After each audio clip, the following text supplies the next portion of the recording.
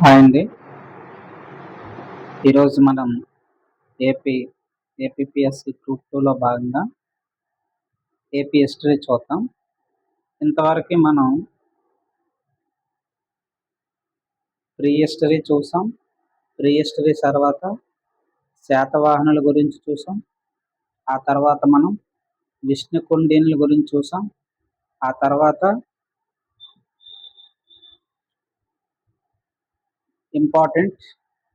Important రాజవంశాల్లో శాతవాహనులు, ఇక్ష్వాకులు, తర్వాత మనం విష్ణుకుండినులు వీళ్ళని చూసాం. ఇప్పుడు ఏంటంటే తూర్పు చాళుక్యులు. ఇది చాలా ఇంపార్టెంట్ మనకి.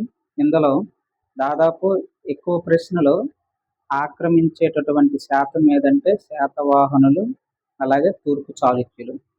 మనకి మెయిన్గా ఇది చాలా ఇంపార్టెంట్. సో ఆ కోవలో మనం ఇక్కడ డిస్కస్ చేద్దాం. మొట్టమొదటగా మన ఈ యొక్క తూర్పు చాళుక్యుల గురించి తెలుసుకోవాలనుకుంటే వీళ్ళు దాదాపుగా ఈ యొక్క కృష్ణా గోదావరి ప్రాంతం అన్నమాట. ఈ యొక్క వేంగి ప్రాంతం అంటాం దీన్నే, పెదవేగి.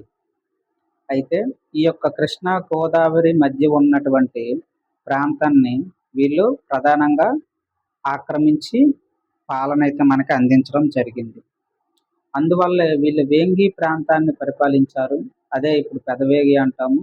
ఆ యొక్క వేంగి ప్రాంతాన్ని పరిపాలించడం వల్ల వీళ్ళని వేంగి చాళుక్య వంశస్థులని అంటామన్నమాట. అసలు ఈ చాళుక్య వంశం అనేటటువంటిది మొట్టమొదటిగా ఎవరు స్థాపించారంటే ఇంపార్టెంట్, మనకి మొదటగా ఈ యొక్క చాళుక్య రాజ్యాన్ని దక్షిణాపథంలో స్థాపించిన వాడు ఎవరంటే మనకి మొదటి పులికేసి. ఎవరయ్యా ఈ మొదటి పులికేసి? ముందుగా దక్షిణాపథం అంటే మనకు తెలుసు, ఇక్కడ వింధ్య సాత్పుర పర్వతాలు ఉంటాయి. ఈ ప్రాంతం నుంచి ఈ ప్రాంతంలోకి రావడం అనమాట. అంటే కరెక్ట్గా చెప్పుకోవాలంటే ఈ యొక్క వింధ్య పర్వతాల నుంచి యువతల భాగాన్ని మనం దక్షిణాపథము అంటాం. దారి చూపించేటటువంటి మార్గం అనమాట. ఈ మొత్తాన్ని పదాన్ని మనం దక్షిణాపథము అని అంటాం. ఇక్కడ వరకు, ఈ ప్రాంతం వరకు అనమాట. అయితే ఇక్కడ మనం మొదటగా ఈ యొక్క మొదటి పులికేసి అనేటటువంటి వ్యక్తి ఈ యొక్క చాళుక్య రాజ్యాన్ని అయితే స్థాపించడం జరిగింది. ఈ యొక్క మొదటి పులికేసి గురించి మనం కొంచెం బ్యాక్గ్రౌండ్ తెలుసుకోవాలి. ఈ యొక్క మొదటి పులికేసి ఎవరయ్యా అంటే మనకి కర్ణాటకలో, ఇప్పుడు ఉండేటటువంటి కర్ణాటకలో ఈ ప్రాంతంలో మనకి వాతాపి అంటాం. ఈ యొక్క వాతాపి మనకి బాదామి అంటాం. కర్ణాటకలో ఉండేది మనకి. ఈయన 543 నుంచి 66 వరకు మనకి ఈయన పరిపాలన అయితే చేశాడనమాట. ఎవరు? ఈ యొక్క మొదటి పులికేసి వాతాపి. ఇక్కడ కోట కూడా కట్టాడు ఈయన. ఈ యొక్క వాతాపిని రాజధానిగా మనకి బాదామి అంటాం దాన్ని, రాజధానిగా చేసుకొని కర్ణాటకలో ఈయన మొట్టమొదటిసారిగా దక్షిణాపథంలో స్థాపించాడనమాట. ఎవరు? మన యొక్క మొదటి పులికేసి. అయితే ఇక్కడ మనం ఈయన దాన్ని చూసుకున్నట్లయితే ఈయన కాదంబుల్ని, అలాగే విష్ణుకుండిల్ని, వీళ్ళిద్దరూ కూడా మనకి బలహీనపడడం జరిగింది. ఇదే మంచి సమయం అనుకుని మన మొదటి పులికేసి ఉత్తర కర్ణాటకలో ఉండేటటువంటి ఈ యొక్క బాదామి ఈ యొక్క రాజ్యాన్ని, స్వతంత్ర రాజ్యాన్ని, చాళుక్య రాజ్యాన్ని స్థాపించడం అనేటటువంటిది జరిగిందనమాట. అయితే ఈ యొక్క కదంబులు మనకి విష్ణుకుండినులు అయితే మనకు తెలుసు, మనం చెప్పుకున్నాము. కానీ ఈ కదంబులు ఎవరు అనేటటువంటిది ఇంపార్టెంట్. వీళ్ళు బలహీనమయ్యారని అంటున్నారు. ఈ యొక్క కదంబులు కూడా మనకి ఈ యొక్క కన్నడలోనే, ఈ యొక్క కర్ణాటక ప్రాంతంలోనే ఈ యొక్క కదంబులు కూడా మనకి మొదటి స్థానిక రాజవంశం అన్నమాట. వాళ్ళదే ఫస్ట్ కర్ణాటకలో స్థానిక రాజవంశం పరిపాలన ఏదైనా సాగిందంటే కర్ణాటకలో అది మొట్టమొదటి ఈ యొక్క కదంబులే. అయితే వీళ్ళు కన్నడ భాషకి ఎనలేనటువంటి కృషి అయితే చేయడం జరిగింది. ఎవరయ్యా అంటే మనకి కాదంబులు. ఎందుకంటే ఈ కాదంబుల యొక్క శైలి తరువాత పరిపాలించేటటువంటి యొక్క అన్ని రాజ్యాల మీద కూడా పడింది. వీళ్ళ యొక్క దేవాలయ శైలి ఈ కాదంబుల యొక్క దేవాలయ శైలి మనం చూసుకుంటే పిరమిడ్ టైప్‌లో ఉంటాయన్నమాట. వీళ్ళ యొక్క ఆకారం అనేటటువంటిది పిరమిడ్ టైప్‌లో మనకి ఆకారం అనేటటువంటిది ఉంటుందన్నమాట. ఈ దేవాలయాల శిఖర భాగాన పిరమిడ్ టైప్‌లో కడతారు. వీళ్ళ యొక్క శైలి అది. ఈ యొక్క కాదంబుల యొక్క శైలి. అలాగే రాతి దేవాలయాలను కూడా వీరు నిర్మించడంలో దిట్టనమాట. ఈ యొక్క కాదంబులు. కొండను తొలిచి దేవాలయాల్ని నిర్మించుతారు ఈ యొక్క కదంబులనమాట. అది మనం గుర్తుంచుకుంటే సరిపోతుంది. ఈ ఎలా వచ్చారు ఈ కదంబులంటే మనకి మయూర శర్మ ఈ యొక్క కాదంబులు అనేటటువంటి వారు మయూర శర్మ మయూర శర్మ ఈయన బ్రాహ్మణుడు అనమాట. ఈ యొక్క బ్రాహ్మణుడు ఏం చేశాడంటే కాంచీపురంలో మనకి విద్యాభ్యాసం చేస్తుండేవాడు. ఈ యొక్క విద్యాభ్యాసం చేసినప్పుడు ఏమైందంటే పల్లవులతో ఘర్షణ ఏర్పడింది. ఆ కాలంలో మనకి సమకాలీనులు ఎవరంటే పరిపాలిస్తున్నవారు పల్లవులు. వీళ్ళతో గొడవ రావడం వల్ల ఈయన ఏంటంటే ఆయుధం చేపట్టి పల్లవులను ఓడించి మనకి పల్లవులను ఓడించి ఈ యొక్క మయూర శర్మ అనేటటువంటి వాడు పల్లవులనే ఓడించి బనవాసి బనవాసి అనేటటువంటి ప్రాంతంలో స్వతంత్ర రాజ్య స్థాపన చేశాడు. ఎవరంటే ఈ యొక్క కాదంబుడు. అలా మనకి ఈ యొక్క కాదంబ వంశం అనేటటువంటిది వచ్చింది. వాళ్ళు రాను రాను వాళ్ళు కూడా అక్కడ స్థానిక రాజ్యవంశాలైతే బాగా బలపడి వీళ్ళైతే బలహీనపడడం జరిగింది. అది యొక్క కదంబుల స్టోరీ. అయితే ఈ ప్రాంతంలో మనకి విష్ణుకుండినులు, కదంబులు వీళ్ళిద్దరూ బలహీనపడడం వల్ల మన మొదటి చాళుక్యుడు అనేటటువంటి మొదటగా మనకి చాళుక్య రాజ్యాన్ని మొదటి పులికేసి అయితే ఇక్కడ మనకి స్థాపించడం జరిగింది. ఈ యొక్క ఉత్తర కర్ణాటకలో ఈ బాదామి దగ్గర. అందుకే ఇంతకు ముందు ఇది ఎవరి పరిపాలన ఉండేదంటే వీళ్ళ పరిపాలన ఉండేది కదంబులు. వాళ్ళు బలహీనపడడం వల్ల వీరు వచ్చి ఇక్కడ మొదటి పులికేసి చేశాడనమాట రాజ్య స్థాపన. అది ఇక్కడ బ్యాక్గ్రౌండ్. అయితే వీళ్ళ కాలంలో మన ఈ యొక్క బాదామి చాళుక్యులు అని ఎందుకన్నామంటే బాదామిని కేంద్రంగా పరిపాలన చేసుకొని వీళ్ళ యొక్క రాజ్య విస్తరణ చేశారు కాబట్టి బాదామి చాళుక్యులని అంటామన్నమాట. అయితే వీళ్ళ యొక్క రాజ్యంలో మనకి వీళ్ళ యొక్క వంశంలో రెండో పులకేశి అనేటటువంటి వాడు మనకి ధైర్యవంతుడిగా చెప్తాం. ఆయన గురించి తర్వాత చూద్దాం ఫుల్ డీటెయిల్స్గా మనకి. అయితే మన యొక్క ఈ రెండో పులకేశి గురించి చెప్పుకోవాలయ్యా అంటే మనకి ఈయన ఎవరయ్యా అంటే ఈ రెండో పులకేశి మనకి ఇద్దరు అన్నదమ్ములు వీళ్ళు. మనకి రెండో పులకేశి అలాగే కుబ్జ విష్ణువర్ధనుడు వీళ్ళిద్దరూ కూడా అన్నదమ్ములు అనమాట. అయితే మనకి ఈ యొక్క వంశం చూసుకుంటే వీళ్ళిద్దరు ఎలా వచ్చారు అనేది మనకు కొంచెం ఇక్కడ తెలియాలి. ఒకసారి బ్యాక్గ్రౌండ్లో మనం చూసుకుంటే ముందుగా మొదటి పులికేసి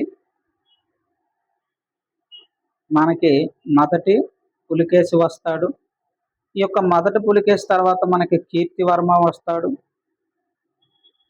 ఈ యొక్క కీర్తివర్మ అనేటటువంటి వాడు ఎవరయ్యా అంటే మనకి తండ్రి. ఎవరి తండ్రిగా మనం చెప్పుకోవచ్చు అంటే ఈ యొక్క రెండో పులకేశి అలాగే కుబ్జ విష్ణువర్ధనుడు వీళ్ళిద్దరి యొక్క తండ్రులు అనమాట. తండ్రి ఎవరు మొదటి పులకేశి తర్వాత వీళ్ళ కొడుకు ఈయన కీర్తివర్మ తర్వాత మనకి తండ్రి వస్తాడు. ఈయన తండ్రి కీర్తివర్మ అనేటటువంటి వాడు తండ్రి. ఎవరి తండ్రి అంటే మన రెండో పులకేశి కుబ్జ విష్ణువర్ధనుడు వీళ్ళిద్దరి యొక్క తండ్రి ఎవరయ్య అంటే కీర్తివర్మ అనమాట. మనకి కీర్తివర్మ అలాగే ఇక్కడ మనకి కుబ్జ విష్ణువర్ధనుడు అలాగే రెండో పులకేశి మనం ఇక్కడ రెండో పులకేశి గురించి మాట్లాడుతున్నాం కాబట్టి ఈ యొక్క రెండో పులకేశి మామ మనకి ఎవరయ్యా అంటే మనకి మంగళశేషుడు వాళ్ళ మామ అనమాట ఈయన. మనకి ఇప్పుడు స్టోరీ అర్థమైంది. స్టోరీ ఏంటంటే మొట్టమొదటిగా మనకి మొదటి పులకేశి తర్వాత కీర్తివర్మ ఆ తర్వాత రెండో పులకేశి కుబ్జ విష్ణువర్ధనుడు. ఇది వంశ వృక్షం గుర్తించుకుంటే సరిపోతుంది. అలా మనకి ఈ రెండో పులకేశి అనేటటువంటి వాడు మనకి ఇక్కడ వచ్చాడనమాట. అది గుర్తుంచుకుంటే సరిపోతుంది. ఈ యొక్క రెండో పులకేశి అలాగే కొబ్జ విష్ణువర్ధనుడు వీళ్ళిద్దరూ అన్నదమ్ములని గుర్తుంచుకోవాలి వీళ్ళిద్దరూ. అయితే ఇక్కడ మనం చూసుకుంటే ఈ రెండో పులకేశి మనకేం చేశాడు, దక్షిణంగా ఉన్నటువంటి పల్లవరాజు మనకు తెలుసు. ఆ సమయంలో మనకి ఎవరంటే పరిపాలిస్తున్నారు, పల్లవులు. ఆ యొక్క పల్లవులు రాజు అయినటువంటి మహేంద్రవర్మని ఈ యొక్క రెండో పులకేశి ఓడించాడు. ఈ ఓడించి ఈ యొక్క కృష్ణా గోదావరి ప్రాంతాన్ని మనకి జయించాడనమాట. ఎలా తెలుస్తుంది ఇలా గెలిచాడు అని? మనకి రెండు శాసనాలు చెప్తున్నాయి. అవి మారటూరు శాసనం అలాగే కొప్పర్ల శాసనం. ఈ రెండు శాసనాలు మనకి ఆంధ్ర ప్రాంతంలో ఈయన జయించాడు అని మనకి తెలుస్తుంది అనమాట. ఇక్కడి నుంచి వాళ్ళ కర్ణాటకలో బాదామి, దాన్నే మనకి వాతాపి అని అంటాము. ఆ ప్రాంతం నుంచి వాళ్ళు మెల్లగా ఇక్కడికి రావడం జరిగింది. దీన్ని స్వాధీనం చేసుకోవడం మనకి జరిగింది. ఏ రెండు శాసనాలు బట్టి మనకు తెలుస్తుందంటే మారటూరు అలాగే కొప్పర్ల శాసనం ఆయన యొక్క విజయాన్ని అయితే తెలియజేస్తుంది. ఎవరి విజయాలు? రెండో పులకేశి యొక్క విజయాలు. అయితే ఇక్కడ మనం గుర్తించుకోవలసింది ఏమిటంటే ఈ యొక్క మారటూరు అలాగే ఈ యొక్క కొప్పర్ల ఏంటి ఈ శాసనాలు అంటే మనకి మారటూరు అనేటటువంటిది మనకి ఏం తెలియజేస్తుందంటే ఈ యొక్క బాదామి చాళుక్య యొక్క వంశవృక్షాన్ని అలాగే వీళ్ళ యొక్క బిరుదులని ఈ శాసనాల్లో ఉన్నాయన్నమాట. అలాగే భూదానాలు, వాళ్ళు చేసేటటువంటి భూదానాలు, అలాగే గ్రామ పరిపాలన, అలాగే మతపరమైనటువంటి విషయాలు ఇవన్నీ కూడా మనకి ఎక్కడ లభిస్తాయంటే ఈ యొక్క మారటూరు శాసనం, కొప్పర్ల శాసనం. ఎక్కడ ఈ యొక్క కొప్పర్ల శాసనం ఇవన్నీ మనకు ఉన్నదంటే ఇది మనకి గుంటూరు జిల్లా, ఇప్పుడంటే మనకి పల్నాడు అవుతుంది. పల్నాడులో మనకి ఇప్పుడైతే ఇవి లభించాయి అన్నమాట. అయితే ఈ యొక్క శాసనాలు అనేటటువంటివి ఈ యొక్క రెండో శాసనం అయినటువంటిది ఏదయ్యా అంటే మనకి రెండో శాసనం ఇక్కడ మనం గమనించినట్లయితే కొప్పర్ల శాసనం. ఇది మనకి తామ్ర శాసనం. తామ్ర శాసనం అంటే కాపర్. ఈ యొక్క కాపర్ ఇది ఎక్కడ ఉంది మనకి గుంటూరులో ఈ ప్రాంతం ఉంది. అక్కడ వేశారనమాట ఈ శాసనాన్ని. ఏ ప్రాంతం దగ్గర వేస్తే ఆ ప్రాంతం పేరు పెట్టి వేస్తారు. అది అప్పుడు ఉండేటటువంటి నానుడి. ఇలా మనకి ఈ యొక్క బ్యాక్గ్రౌండ్ అర్థం అవ్వాలి. ఎవరి తాలూకా ఎవరు వేశారు అనేటటువంటిది క్లారిటీ మనకు రావాలి. ఇదన్నీ ఎవరు వేశారు మనకి? రెండో పులకేశి వేశాడు. రెండో పులకేశి సాధించాడు. ఏ దాన్ని? ఈ యొక్క కృష్ణా గోదావరి మధ్య ఉండేటటువంటి ప్రాంతాన్ని పల్లవులు పరిపాలిస్తున్నారు. ఆయన మీద దండెత్తి ఈ యొక్క రెండో పులకేశి స్వాధీనం చేసుకున్నాడు. ఈ యొక్క కృష్ణా గోదావరి నదుల మధ్య ఉన్నటువంటి ప్రాంతం ఇది మనకు గుర్తించుకుంటే సరిపోతుంది. అయితే ఇక్కడ మనకి ఇంపార్టెంట్ పాయింట్స్ ఏంటంటే ఆయన ప్రతినిధిగా వాళ్ళ తమ్ముడిని సోదరుని పెట్టాడు. ఎవరంటే రెండో పులకేశి. ఎప్పుడంటే 611. ఎవరిని పెట్టారంటే కొబ్జ విష్ణువర్ధనుడిని నియమించారనమాట. ఎవరు? వాళ్ళ సోదరుడు. అయితే ఈ రెండో పులకేశి వాళ్ళ సోదరుడైనటువంటి కొబ్జ విష్ణువర్ధనుడిని నియమించాడు. కొబ్జ అంటే అర్థం ఏమిటంటే మనకి కొంచెం వాలిన వీపి లేదా వంగిన వీపి అంటాం. అంటే ఆయన కొంచెం అంగవైకల్యం ఉన్నాడు అనేటటువంటిది మనకి ఇక్కడ చరిత్రకారుల అభిప్రాయ ప్రకారం చెప్పవలసి ఉంటుంది. కొబ్జ అంటే కొంచెం వంగిన వీపు అని అర్థం అనమాట. అయితే మన యొక్క ఈ కొబ్జ విష్ణువర్ధనుడు ఎప్పుడైతే నియమించాడో అప్పటి నుంచి ఒక 624 ప్రాంతం వరకు ఆయన యొక్క గవర్నర్గానే ఉన్నాడు, ప్రతినిధిగానే ఉన్నాడు. ఆ తర్వాత 624లో మనకి స్వాతంత్రం ప్రకటించుకున్నాడు. ఆ తర్వాత వాళ్ళనే మనకి ఇక్కడ చాళుక్యులు వాళ్ళు, కానీ ఇక్కడ తూర్పును పరిపాలిస్తున్నారు కాబట్టి తూర్పు చాళుక్యులుగా లేదా వేంగి ప్రాంతాన్ని ఇక్కడ ఉండేటటువంటి వేంగి ప్రాంతాన్ని పరిపాలిస్తున్నారు కాబట్టి వేంగి చాళుక్యులుగా పేరైతే పొందారు. అయితే సుమారుగా వీళ్ళు దాదాపు ఒక 400 సంవత్సరాలు అయితే పరిపాలన చేశారు. 624 నుంచి 1075 దాకా ఈ యొక్క కృష్ణా గోదావరి ప్రాంతమైనటువంటి ఈ ప్రాంతాన్ని మనకి పరిపాలన చేయడం జరిగింది. వీళ్ళు ముఖ్యంగా పిఠాపురము, తర్వాత పెదవేగి, ఈ తూర్పు తీరాంధ్రనైతే పరిపాలించడం జరిగింది. తద్వారా రాజకీయ సుస్థిరతను, బయట నుంచి వచ్చేటటువంటి శక్తులని ఆపడం జరిగింది. ఇలా వీళ్ళు ఇంపార్టెంట్ పాయింట్లుగా మనం చెప్పుకోవచ్చు. అయితే వీళ్ళ కాలంలో మనకి ఇంపార్టెంట్ అయినటువంటివి ఒకసారి ఔటర్ వ్యూ చూడొచ్చు. ఈ యొక్క ఔటర్ వ్యూ అంటే వీరి యొక్క రాజ చిహ్నం ఏంటంటే వరాహము, భాష ఏమిటంటే సంస్కృతము. వీళ్ళ పుట్టుక మీద చాలా మనకి సిద్ధాంతాలు అయితే ఉన్నాయి. ఒక్కొక్కరు ఒక్కొక్క భావన చరిత్రకారులు తెలియజేస్తున్నారు. ఒకరు మహారాష్ట్రవాదమని దుర్గా ప్రసాద్ దీక్షిత్, ఒకరు కర్ణాటక వాదమని దినేష్ చంద్ర సర్కార్. ఎందుకు వీళ్ళు ఎలా ప్రకటిస్తున్నారంటే, మొట్టమొదట మనకు పులికేసి వాతాపి రాజ్యాంగే లేదా బాదామిని రాజ్యం చేసుకొని పరిపాలించాడు. అక్కడ శాసనాలు బయటపడ్డాయి కాబట్టి వాళ్ళు కర్ణాటకలే అని దినేష్ చంద్ర సర్కార్ అయితే మనకి అభిప్రాయపడడం జరిగింది. మొదటి పులికేసి తర్వాత ఆయన కాలం మనం చూసాము. మొదటి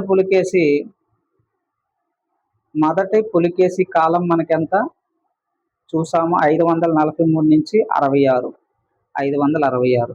వాళ్ళ తర్వాత వచ్చేటటువంటి కీర్తివర్మ, మన కీర్తివర్మ కూడా దాదాపుగా 566 నుంచి మనకి 97 దాకా పరిపాలన చేశాడు. 597. అలా తర్వాత మనకి వాళ్ళ మామ కుబ్జ విష్ణువర్ధనుడు, లేదా మనకి రెండో పులకేసి వాళ్ళ మామ, ఆయన కూడా చేశారు. ఆయన ఎన్ని రోజులు చేశారు అంటే 597 నుంచి ఆ తర్వాత 609 అనేది గుర్తుంచుకోవాలి మనం. ఆ తర్వాత మనకి రెండో పులకేసి మనకి ఇంపార్టెంట్, ఆయన వచ్చాడు. అక్కడి నుంచి ఆయన చూసుకున్నాడు అనమాట. 610 నుంచి ఆయన పరిపాలన చేశారు. ఎందుకంటే మనకి మంగళేశుడు 597 నుంచి 609 దాకా చేశాడు కదా ఈ మంగళేశుడు. ఈయన తర్వాత 610 నుంచి రెండో పులకేసి స్టార్ట్ చేశాడు అనమాట. 610 నుంచి దాదాపు 642 దాకా బాదామి కర్ణటని దీన్ని చేసుకొని పరిపాలించాడు. అందుకే కన్నడ వాదాన్ని ఈయన ప్రతిపాదించాడనమాట. ఎందుకంటే శాసనాలు కూడా అక్కడ లభించాయి. దాని ప్రకారం ఈయన కన్నడ వాదాన్ని చేశాడనమాట. అయితే మహారాష్ట్ర వాదాన్ని దుర్గాప్రసాద్ చెప్తున్నారు. ఎందుకంటే ఇంతకు ముందు వాళ్ళు దక్షిణ పదం వైపు చూస్తున్నారు, అక్కడి నుంచి ఈయన వచ్చారనేసి మహారాష్ట్ర వాదాన్ని అయితే ఈయన బలపరుస్తున్నాడు అనమాట. ఏది ఏమైనప్పుడు ఈ వాదనలు మనకు చరిత్రకారుల యొక్క అభిప్రాయాలు మాత్రమే. దీన్ని మనం ప్రామాణికంగా తీసుకోవడానికి అవకాశం అయితే మనకి లేదు. ఆ విధంగా మనం ఆ కోవలోనే చూడాల్సి తప్ప దీన్ని ఎగ్జామినేషన్ పాయింట్ ఆఫ్ వ్యూలో చూడకూడదు. మొట్టమొదటిగా మనకి 624 సంవత్సరంలో వాళ్ళ అన్నయ్య నుంచి ఈయనైతే స్వతంత్రం ప్రకటించుకున్నాడు. కుబ్జ విష్ణువర్ధనుడు మనకు తెలుసు. ఈయనే మనకి నిజమైనటువంటి రాజ్యస్థాపుడుగా మనం చెప్పుకోవచ్చు. మొట్టమొదటిగా ఈయన పిఠాపురం రాజధానిగా చేసుకొని ఈయన పరిపాలన అయితే చేయడం జరిగింది. అయితే చెప్పుకున్నాం వంగుని వీపి అని అర్థం వస్తుంది. చరిత్రకారుల యొక్క అభిప్రాయం, ఆయనకి కొంచెం వీపు వంగి ఉంటుందని ఆయన యొక్క అభిప్రాయం అనమాట. కుబ్జా అంటే అర్థం అది. అలాగే ఈయన గురించి ప్రతి పాయింట్ ఇందులో ఇంపార్టెంట్ ఏనండి. కిందిసారి గ్రూప్ 2లో అడిగారు కాబట్టి ప్రతి పాయింట్ మీరు అలాగా స్క్రీన్ షాట్ అయినా తీసుకోవచ్చు, లేదా మనకి మెటీరియల్ కూడా కింద ప్రొవైడ్ అయితే చేస్తాను. అయితే ఈయనలో ప్రత్యేకత ఏంటంటే, ఇది మన ఆంధ్రప్రదేశ్, ఇది మన ఇండియా అనుకుంటే, ఈ ప్రాంతం ఆంధ్రప్రదేశ్ అనుకుంటే, ఇక్కడ నెల్లూరు నుంచి మనకి నెల్లూరులో మనకి మున్నీరు నది ఉంటుంది కదా, ఇక్కడ నుంచి మనకు దాదాపు శ్రీకాకుళం దాకా ఈ ప్రాంతం అంతటినీ కూడా ఈయనైతే నాగావళి, ఇక్కడ నాగావళి నది ఉంది కదా శ్రీకాకుళంలో నాగావళి నది నుంచి ఇక్కడ నెల్లూరులో మున్నీరు నది వరకు ఈయన విస్తరణ అయితే జరిగింది అనమాట. ఈయన రాజ్య విస్తరణ అని మనం గుర్తించుకోవాలి. అయితే ఇవన్నీ మనకి ఎలా తెలుస్తున్నాయంటే, చాలా శాసనాలు అయితే వీళ్ళు వేశారు. ముఖ్యంగా వాళ్ళ భార్య, మనం తరతరాలుగా చెప్పుకుంటున్నాము, శాతవాహనుల కాలంలో అయితేనేమి, ఇక్ష్వాకుల కాలంలో అయితేనేమి, విష్ణుకుండినుల కాలంలో అయితేనేమి, వీళ్ళందరి కాలంలో కూడా వాళ్ళ యొక్క భార్యలు కానీ, వాళ్ళ యొక్క మహిళలు కానీ జైన మతానికి ఆదరించడం అనేటటువంటిది ఆనవాయితీగా వస్తుంది. ఆ కోవకు సంబంధించినదే మన కుబ్జ విష్ణువర్ధనుడి భార్య కూడా, అయ్యన్న మహాదేవి. ఈమె కూడా మనకి జైన మతాన్ని ఆదరించడం అనేటటువంటిది జరిగింది. దానికోసం ఈమె ఏం చేసిందంటే జైనుల గురించి, కవరారుగణ అనేటటువంటి జైనుల గురించి ఈయన విజయవాడలో ఈమె ఏం చేసిందంటే నిడుంబు బసది అనేటటువంటిది నిర్మించింది. ఈ యొక్క నిడుంబు బసది ఎక్కడ ఉంది? ఇది విజయవాడలో ఉంది. ఇంకా డెప్త్గా వెళ్తే అంబాపుర గ్రామం అంటాం. అంబాపుర గ్రామం అంబాపుర గ్రామం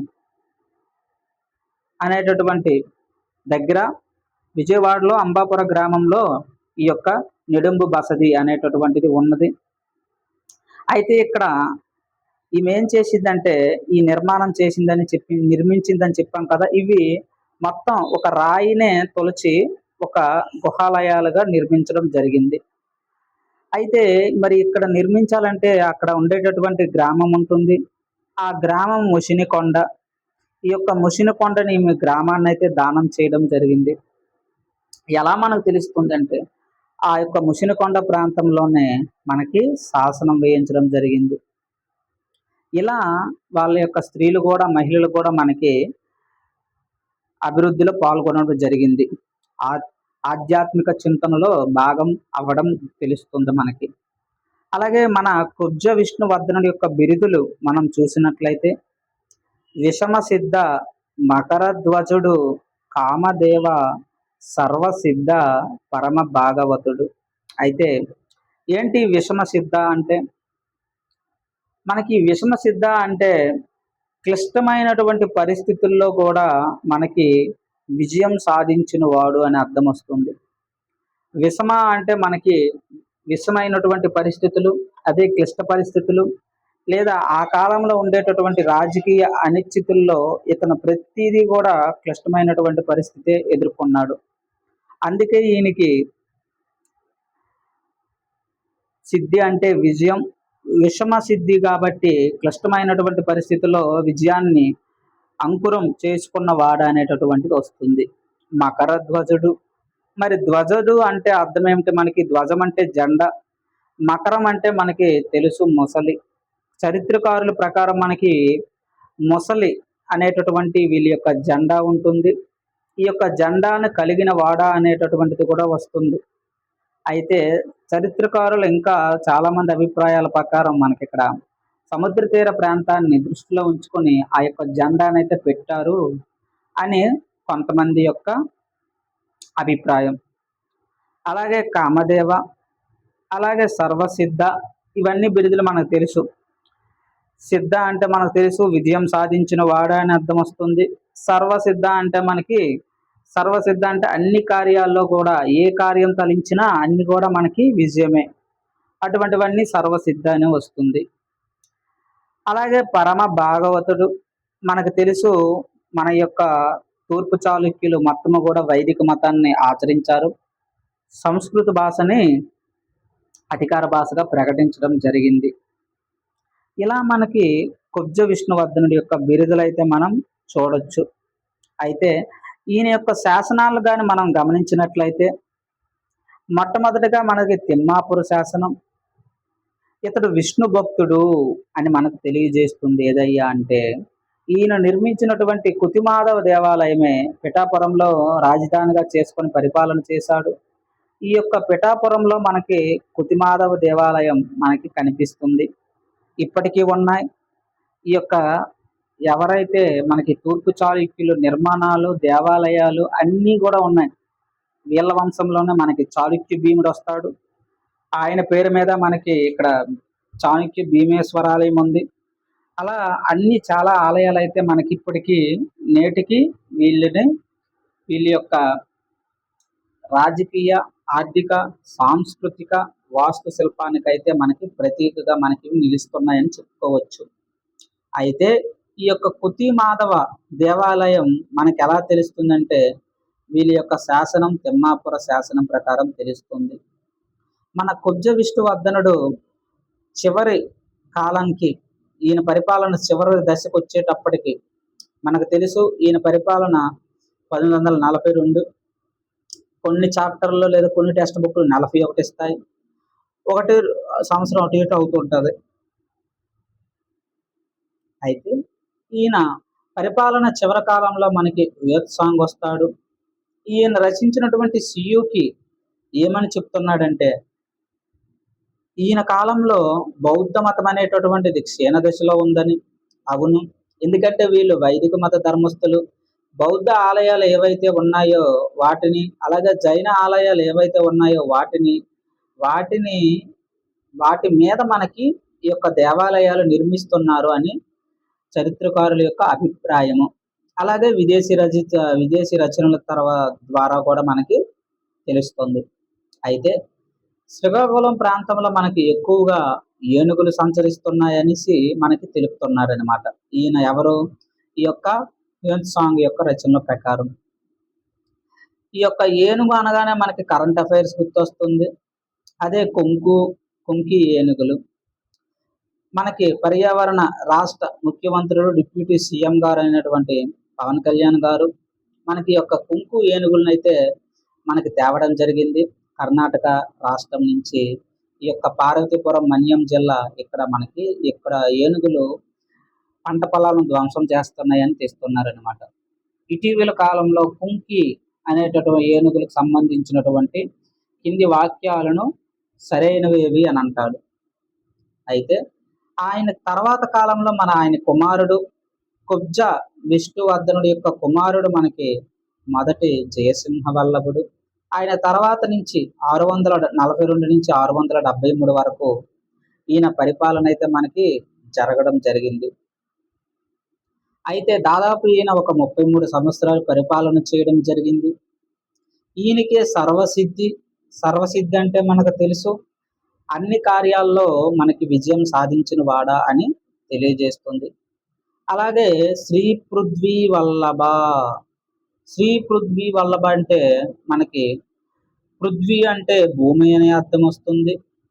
అలాగే వల్లభ లేదా స్త్రీ అంటే మనకు తెలుసు ఇది శుభకర సూచకం, సంపదకి సూచకం.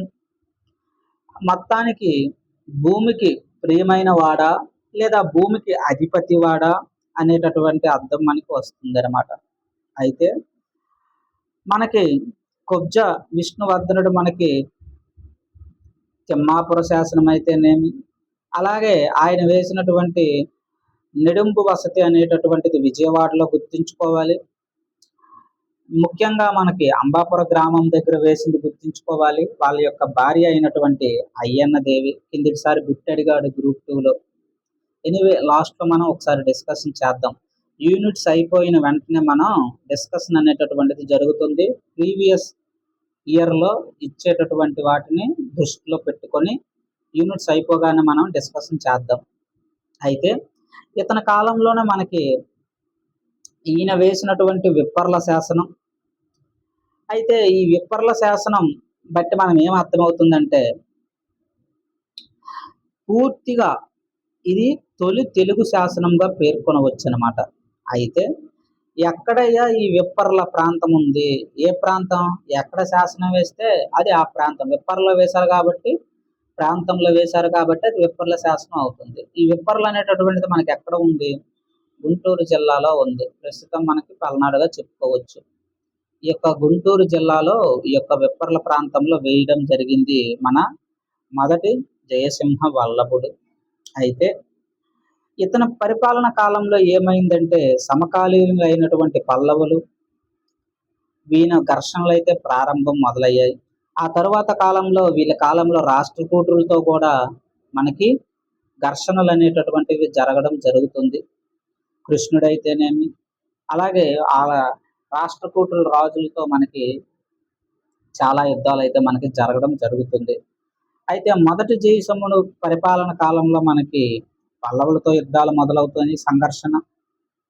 అయితే ఈయన ఆ ప్రాంతంలో ఉండేటటువంటి ఒక బోయ జాతి ఉండేది, ఒక జాతి మనకి అక్కడ ఉండేది.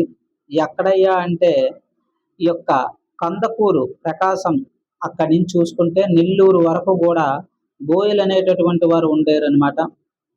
ఆ జాతి మొత్తం విస్తరించి మనకి ఇక్కడ ఉండేది అనమాట. ఎక్కడ ఈ రెండు ప్రాంతం మధ్యలోనే అనమాట, మనకి యొక్క కృష్ణా గోదావరి తర్వాత ప్రాంతంలో. అయితే ఆ ప్రాంతంలో ఉండేటటువంటి బోయ కొట్టాలని మనకి పల్లవుల ఆధీనంలో అది ఉండేది. ఆ యొక్క రాజ్యాన్ని మనకి ఈ యొక్క జయసింహ వల్లభుడైతే మనకి జయించడం మనకి జరిగింది. అయితే ఈయన ఒకడు గమనించాడు, అస్తమానం మనకి ఇక్కడ ఏం జరుగుతుందంటే ఎల్లకాలం పిఠాపురం మీద మనకి సమకాలీన రాజులు అయినటువంటి పల్లవుల నుంచి ముప్పు ఉందని గమనించి ఈ పిఠాపురం నుంచి మనకి వేంగి పట్టణంకి మార్చడం జరిగింది అనమాట రాజధానిని. ఇంతకు ముందు మనకి మొదట కుబ్జక విష్ణువర్ధనుడు పిఠాపురాన్ని రాజధానిగా చేసుకుని పరిపాలన చేశాడు. ఆ యొక్క రాజధానికి ముప్పు ఉందని గమనించి మనకి వెంటనే వేంగి పట్టణంకి అయితే మార్చడం జరిగింది.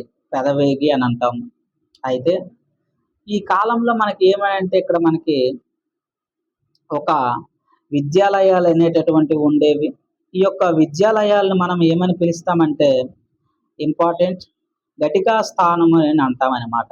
అయితే ఈ యొక్క ఘటికా స్థానాలు అని అంటే ఏమిటని అడుగుదానికి అవకాశం ఉంటుంది. ఇవి మనకి మొదటి జయసింహ వల్లభుడు కాలంలో ఉండేటటువంటి విద్యాలయాలు. మనము ఏమనుకుంటామంటే స్నానం సంబంధించినవని అనుకోవడానికి అవకాశం ఉంటుంది.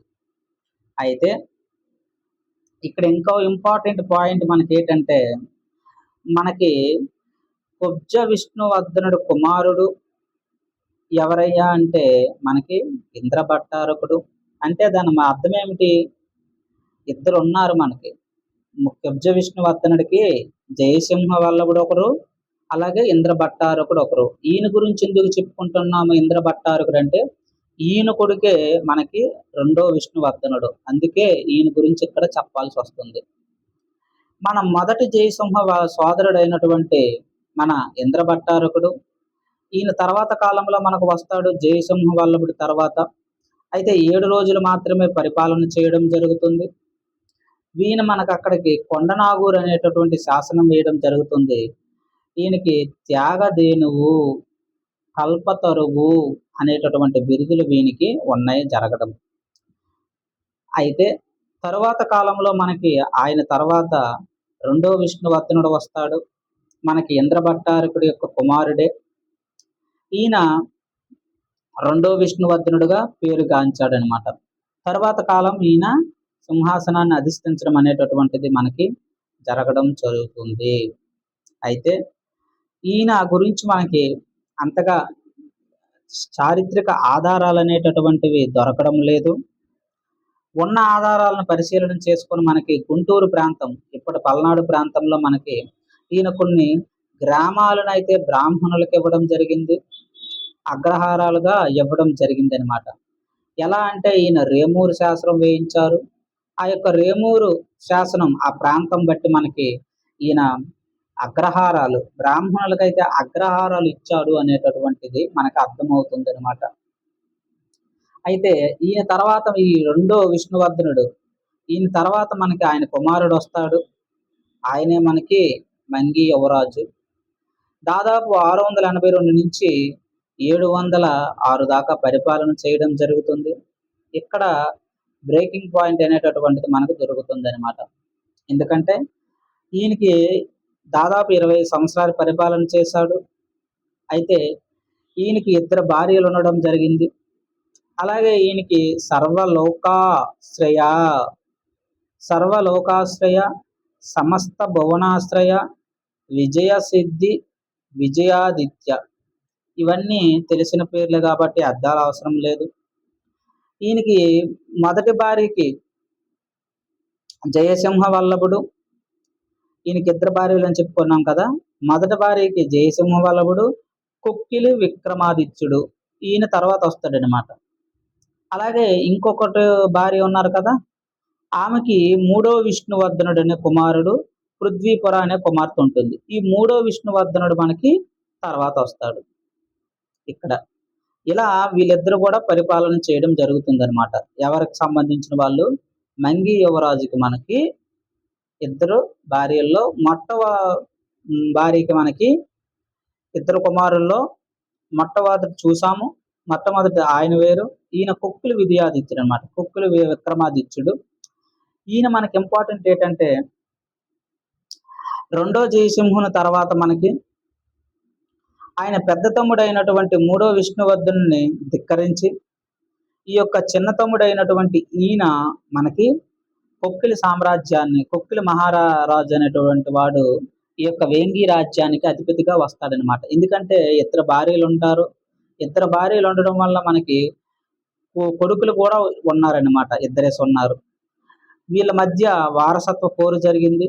ఈ యొక్క వారసత్వ పోరు వల్ల మనకి మొట్టమొదటిగా ఈ యొక్క రెండో భార్యకు పుట్టినటువంటి వాడు విష్ణువర్ధనుడు అనే కుమారుడు, అలాగే ఆయన్ని కాదని మనకి ఈయన వచ్చాడనమాట, కొక్కిలి విక్రమాదిత్యుడు.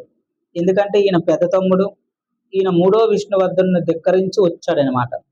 అయితే మొత్తానికి ఈయన ఈయన్ని తర్వాత ప్రాలదోలి మనకి ఎవరు వచ్చారంటే మూడో విష్ణువర్ధనుడు వచ్చాడు. ఇండైరెక్ట్ గా ఈయన్ని తొక్కి ఈయన వచ్చినట్టు అనమాట. అయితే ఇక్కడ మనం చూసుకోవాలంటే దాదాపుగా మనకి ఈ కొక్కిలి విక్రమాదిత్యుడు అనేటటువంటి వ్యక్తి యలమంచిలిలో ఒక కొత్త రాజ్యాన్ని స్థాపించాడనమాట. ఈయనకి పోటీగా మనకి రాజ్యాన్ని ఈయన చేతిలో పరాభవం పొంది ఆ యొక్క దీనిని అవమానంగా భావించి ఈయనే ఒక రాజ్యాన్ని స్థాపించుకున్నాడు అనమాట.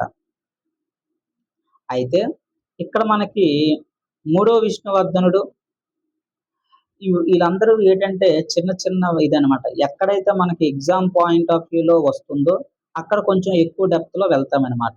ముఖ్యంగా మనకి తర్వాత వస్తారు గుణగ విజయాదిత్యుడు, రెండో విజయాదిత్యుడు, అలాగే రాజరాజ నరేంద్రుడు. వీళ్ళ దగ్గర మనం ఎక్కువసేపు చెప్పుకోవాలన్నమాట. ఈ 1-2 సంవత్సరాల పరిపాలన మనకు అంతగా అవసరం అనేటటువంటి ఉండదన్నమాట. ఎగ్జామ్ పాయింట్ ఆఫ్ వ్యూలో మనం చూడాలి. ఇక్కడ మనం మూడో విష్ణువర్ధనుడు అనేటటువంటి వాడు ఉన్నారు. ఆయన తర్వాత ఈ యొక్క కొక్కిలి అనేటటువంటి వాడు ఉన్నాడు కదా, వాయిన్ని మనకి ప్రాలదోలి ఈ యొక్క కొక్కిలి విక్రమాదిత్యుని పాలదోలి ఈయనైతే వచ్చాడు. ఇద్దరిని సమానంగా ఆదరించడం జరిగింది. రెండు మతాలని కూడా, వైదిక మతాన్ని జైనిక మతాన్ని మనకి సమానంగా చూసినటువంటి వ్యక్తి మనకి మూడో విష్ణువర్ధనుడు. అయితే మనకు తెలుసు ఈ యొక్క కొక్కిలిని పాలదోలి వేంగి సింహాసనాన్ని అధించడం జరిగింది. అయితే ఈ యొక్క ముషినికొండ అనేటటువంటి గ్రామాన్ని జైనులకు దానం చేయడం జరిగింది. ఈ యొక్క జైనులకు దానం అనేటటువంటిది ఆనవాయితీగా వస్తుంది మనకు తెలుసు. ఎందుకంటే కొబ్జ విష్ణువర్ధన నుంచి కూడా ఈ యొక్క జైనులకి దానం అనేటటువంటిది ఆ యొక్క అయ్యన మహాదేవ్ అయితేనేమి, ఆ తర్వాత కాలంలో వచ్చేటటువంటి వాళ్ళు కూడా ఆ యొక్క వంశాన్ని అదే మారిగా వాళ్ళ యొక్క మనవలు కూడా అదే పందాన్ని మనకి తీసుకెళ్తున్నారనమాట. అయితే మూడో విష్ణువర్ధనుడి యొక్క కుమారుడే మనకి ఎవరయ్యా అంటే మొదటి విష్ణువర్ధన కుమారుడు, మొదటి విజయాదిత్యుడిగా చెప్పుకోవచ్చు. అయితే ఈయనకి సమస్త భువనాశ్రయ, పరమ భట్టారక, త్రిభువనాంశకుడు అనేటటువంటి బిరుదులైతే మనకి మూడవ విష్ణువర్ధనుడికైతే ఉండడం జరిగింది. ఆ తర్వాత కాలం నుంచి పల్లవులతో మనకి సంఘర్షణం పోయి రాష్ట్రకూటులతో మనకి రాష్ట్రకూటుల రాజులతో యుద్ధాలు అయితే మొదలవుతాయి అన్నమాట. ఎవరి కాలంలో? మొదటి విజయాదిత్యుడు కాలంలో. ఎందుకంటే మనకు తెలుసు ఎందుకు వీళ్ళిద్దరి మధ్యన జరుగుతుందంటే, ఇక్కడ మనకి ఇది బాదామి చాళుక్యులు, అలాగే రాష్ట్రకూటులు. ఈ యొక్క రాష్ట్రకూటులకి బాదామి చాళుక్యులకి స్టార్టింగ్ నుంచి యుద్ధాలు అయితే ఉన్నాయన్నమాట. దీనికి ఏం చేశారు, ఈ బాదామి చాళుక్యులకి హెల్ప్ చేయడానికి ఈ తూర్పు చాళుక్యులు వెళ్ళారనమాట. ఎప్పుడైతే ఈ తూర్పు చాళుక్యులు వెళ్ళారో ఈ రాష్ట్రకూటులు అనేటటువంటి వారు ఏం చేశారంటే బాదామి చాళుక్యులను వదిలేసి ఈ తూర్పు చాళుక్యుల మీద పడ్డారనమాట. ఎందుకంటే నేను ఒకరితో యుద్ధం చేస్తున్నాను శత్రువుతో, ఆడికి ఎవడు సహాయం చేసినా ఆడు శత్రువే నాకు. కాబట్టి ఇలా తూర్పు చాళుక్యులు కూడా శత్రువులు అయ్యారనమాట. ఈ యొక్క రాష్ట్ర కూటులకు శత్రువు ఈ బదామి చాళుక్యులు. ఈ బదామి చాళుక్యులకి హెల్ప్ చేయడానికి ఈ తూర్పు చాళుక్యులు వెళ్ళారు. అందుకే తూర్పు చాళుక్యుల మీద కూడా ఘర్షణలనేటటువంటివి మొదలుపెట్టారు ఈ యొక్క రాష్ట్రకూటు రాజులు. దంతిదుర్గుడైతేనేమి, ఆ తర్వాత కాలంలో వచ్చేటటువంటి కృష్ణుడు 2, 3 అందరూ కూడా యుద్ధాలు చేయడం జరిగిందనమాట. అక్కడ మనం పల్లవులు గుర్తించుకోవాలి. ఇక్కడ రాష్ట్రకూటులు గుర్తించుకోవాలి. ఆ తర్వాత మనకి ఈయన మొదటి విజయాదిత్యుడి యొక్క కుమారుడే మనకి 4వ విష్ణువర్ధనుడు వస్తాడు. జస్ట్ ఆర్డర్ గుర్తించుకోండి, chronological order. Just outer view గుర్తించుకోండి. ఇక్కడ గుర్తించుకుంటే మనకి సరిపోతుందనమాట. ఓకేనా? తర్వాత మనకి 4వ విష్ణువర్ధనుడు వస్తాడు. ఈయన దాదాపు మనకి 772 నుంచి 808 వరకు ప్రాంతం వరకు పరిపాలన చేయడం జరుగుతుంది. ఈయనకి సమకాలికుడు ఎవరయ్యా అంటే మనకి మొదటి కృష్ణుడు. నిరంతరము యుద్ధాలు అనేటటువంటివి జరుగుతున్నాయి. ఈ యొక్క రాష్ట్ర కూటుల్లో మనకి వంశపారంపర్య యుద్ధం మొదలవుతుంది. ఆ యొక్క యుద్ధంలో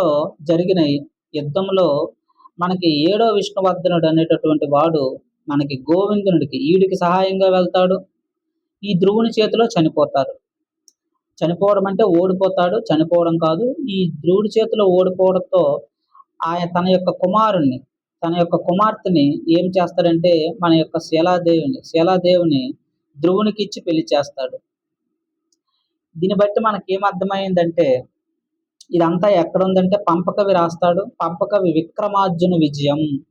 ఆ యొక్క విక్రమార్జున విజయంలో ఇదంతా తెలుస్తుందనమాట.